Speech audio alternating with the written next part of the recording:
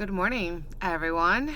I'm going to do my commute morning public service announcement. Is that a PSA?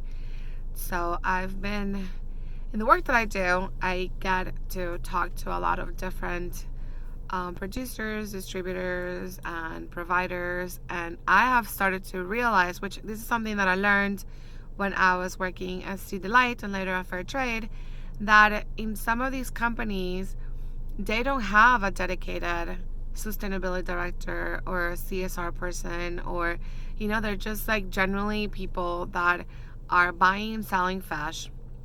And now we're asking of them to provide all this like information about sustainability or certifications, and they have no clue what we're talking about most of the time, or they have heard about it, but nobody has ever requested that information. So this video is not for the companies that have their systems in place and they have a dedicated person to do traceability or CSR or sustainability or social responsibility. This video is for all of those companies that are suddenly getting requests and they have no clue of what to do. So my quick little advice is, one, get some help. There's a million resources out there. You can check fishchoice.com has industry resources to do like a do-it-yourself, kind of attitude or program. There's a Conservation Alliance for Seafood Solutions, also has resources. Future of Fish website also has resources.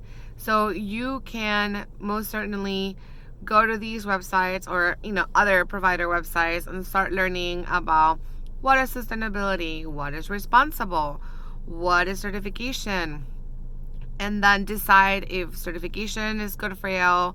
What does it mean to have traceability, which I'll make another video about that. And that would be like my first tip.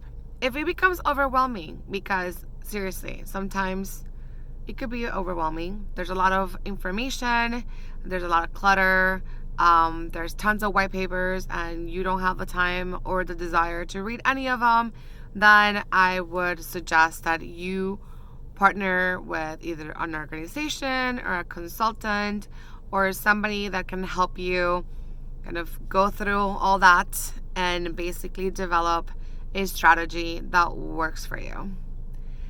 And third, I would say don't try to do everything, because then it gets overwhelming. Sustainability doesn't have to be hard. It's not easy, but it doesn't have to be hard. And all you gotta do is really kind of take one step at a time, prioritize, right? Think about what is the one thing that you have to do today in order to get you started. Does that mean create a sustainable seafood policy? Does that mean to, make it public? Does that mean to, hey, I need to start a fish improvement project, or I need to participate on a fish improvement project, or, oh, do I need to get certified chain of custody? Just don't have to do everything all at once. Just pick one thing, the one thing that will get you started, and then everything else will follow. So that is my advice for today as I drink my coffee once I got to work super early. So use the free resources kind of to get started. Look at all of this information out there. If it becomes really overwhelming, get help. That's the second. And the third, don't try to do everything at once. Just pick the one thing that you can do today that will get you started, because then that's also, to mention this, that is the most cost-effective way to do it. A lot of people complain that being sustainable or doing sustainability is really expensive. And though I'm not saying that it's not, I'm saying that you don't have to blow up all your money on trying to develop a perfect program, to get started. You can just start with one thing and then everything else will follow as you can see, return on your investment. So that is my quick morning PSI, and I'm going to finish my coffee and then go to work. So good morning. Bye.